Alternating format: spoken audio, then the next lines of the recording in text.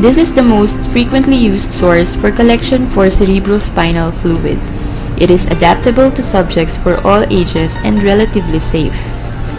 Indications for lumbar puncture are suspected infection, malignancy, installation for intrathecal chemotherapy, measurement of opening pressure. Prepare the following materials: 1% lidocaine, betadine solution, sterile hand towels, 26 gauge hypodermic needle, 22 gauge hypodermic needle, 5 ml syringe, sterile test tubes with stoppers, sterile cotton balls, sterile 4x4 gauze sponges, freeway stopcock, sterile sponge forceps, manometer. It cannot be emphasized too strongly that proper position and adequate restraint are essential for a successful tap. The patient is placed on the side near the edge of the table. The head is supported by a pillow, the neck is flexed, and the knees are drawn upward to meet the downcoming head. The site for lumbar puncture is easily located. A line joining the highest points of the two iliac crests passes just above the fourth lumbar spine. The spinous processes of the third and fifth vertebrae are palpated in the midline, locating the L3 to L4 interspace and the L4 to L5 interspace. With the patient in proper position, gauze sponges held with forceps are dipped in tincture of iodine and applied first to the exact puncture site.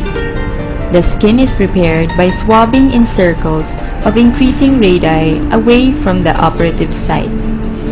The iodine is removed with 70% alcohol swabs using the same manner. A surface area of 10 centimeters in every direction around the puncture site should be sterilized. Sterile towels are draped above and below the operative area, leaving an adequately exposed working space.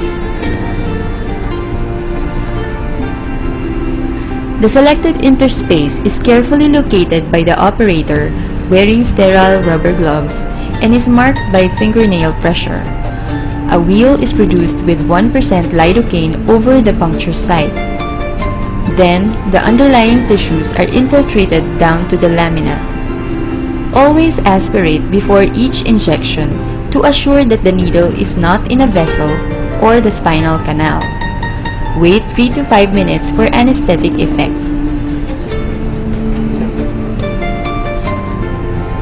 The needle is introduced exactly in the midline.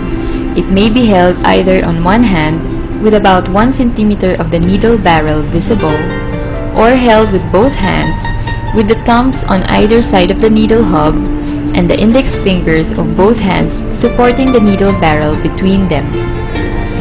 As the needle passes through the deeper tissues, a resistance change or pop feeling is encountered in the dura.